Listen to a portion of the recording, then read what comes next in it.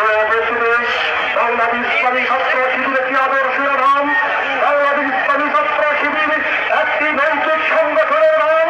বাংলাদেশ ইসলামী ছাত্র শিবির অন্যায়ের বিরুদ্ধে এক প্রতিবাদের নাম।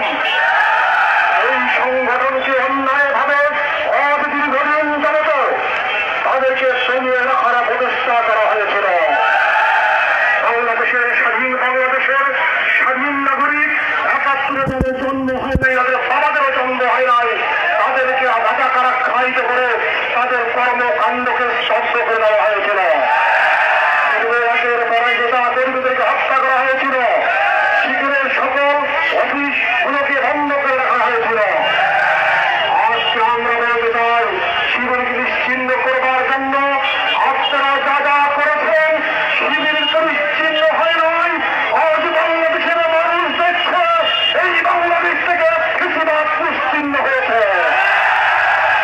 প্রিয় ভাইরা, বাংলাদেশ ইসলামী ছাত্র শিবিরকে মর্যাদা দিয়ে একটা খুন করে ইসলামী ছাত্র শিবিরের অগ্রযাত্রাকে ইসলামী ছাত্র শিবির শিকার হন। সেই অগ্নি শিকার কোন পোকা মাকড় তার ডানা পাখা দিয়ে নিভিয়ে দিতে পারে না। ইসলামী ছাত্র শিবির সেই খরস্রোতা, সেই স্রোতের শিবির, সেই স্রোতের নাম, সেই স্রোতকে কাদের বাঁচতে কখনো আটকানো যায় না। ইসলামী ছাত্র শিবির ওই মরুভূমির ওই টাইফুন, ওই টর্নেডোর নাম, সেই টর্নেডোকে ছাত্রলীগ, যুবলীগ, আওয়ামী লীগ কোনদিন দমাতে পারে নাই।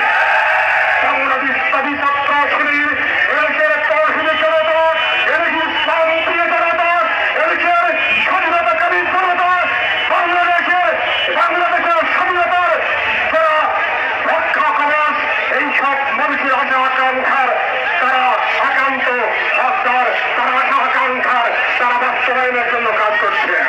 প্রিয় ভাইরা, আজকে বাংলাদেশ ইসলামী ছাত্র শিবিরের ৪৮তম জন্মদিনে আমরা বাংলাদেশ জামাত ইসলামীর পক্ষ থেকে, নীলফামারীবাসীর পক্ষ থেকে ইসলামী ছাত্র শিবিরকে অভিনন্দন জ্ঞাপন করছি, মোবারকবাদ জ্ঞাপন করছি। আমরা আশা করছি আগামী দিনে বাংলাদেশ বৈষম্যহীন একটি সুন্দর বাংলাদেশ, একটি সুখী সমৃদ্ধশালী বাংলাদেশ করবার লক্ষ্যে একটি চরিত্রবান মেধাবীদের সংগঠন বাংলাদেশ ইসলামী ছাত্র শিবির এগিয়ে যাবে। আগামী বাংলাদেশ ইসলামী ছাত্র শিবিরের বাংলাদেশ আগামী বাংলাদেশ হবে ন্যায় নীতিভিত্তিক একটি ইনসাফপূর্ণ বাংলাদেশ। আগামী বাংলাদেশ হবে বৈষম্যবিহীন একটি সুন্দর বাংলাদেশ। আগামী বাংলাদেশ হবে সুদ, ঘুষ, মদ, জুয়া, বিড়িতার মুক্ত একটি বাংলাদেশ।